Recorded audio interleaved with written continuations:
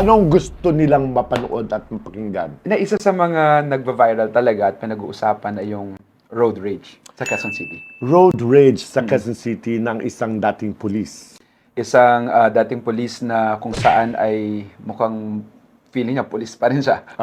Kasi this PO1 Wilfredo Gonzalez has retired already from service in 2016.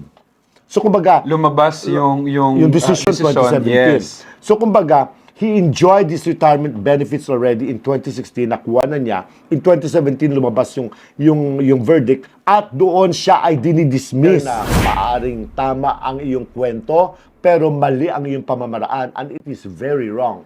Kahit sa ang anggulo mo tignan, mali yon na manakit ka ng kapwa, lalo pat isang defenseless na siklista laban sa isang pagtutok mo ng barel. Naging malungkot ang industriya ng news, no? Oo, my God. Sa pagkamatay ng ating pinakamamahal. It's so funny, mga kaibigan. Napakabait. Alam mo, love ko yan. Kaibigan ko yan eh. Matalino. Yeah, we're talking about no one else but the late Mike Enriquez. Yung araw mismo na namatay na si Mike Enriquez. Tapos yung kanyang co-anchors, no? Sila Mel Chanco. Sila Jessica Soho. Hindi pa si Vicky Morales. Vicky Morales. Yung sasabihin niya yung 24 oras, hindi niya masabi. Para nasabay akong umiyak na eh. Dahil nararamdaman ko yung siguro pagmamahal ng isang Mike Enriquez na mawawala. No? Nakita ko parang umikbi si Vicky Morales.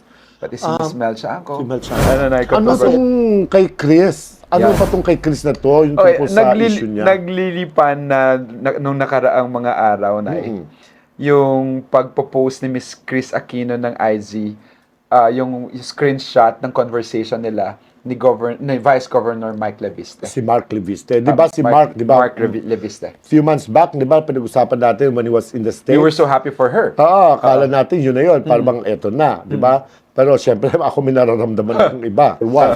Because mga netizens na nagsasabi naman na, bakit, Chris, yung in-screenshot mo at pinost mo in public yung inyong private conversation? Yun naman. Ano bang pinag-uusapan nila? Ako na yung sa tingin ko, ang pinanggagalingan ni Chris, ayaw mong tumigil ng paggagamit sa akin. Ito ang totoo. Ito ang totoo. Ito ang pinag-uusapan natin na ayoko na. Eto na. Gwapong bagets to.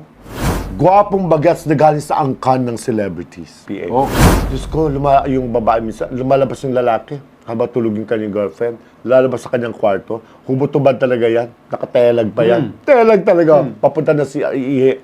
Nakakaloka. My God! Ano yan, Nay? Talagang kabayo, sabi nila. Yung kanya. yung kanya, okay. He has a huge, talagang very, very exciting, huge, tawag doon? Instrument. Swerte. Oo, swerte. Gifted. Gifted, super gifted talaga.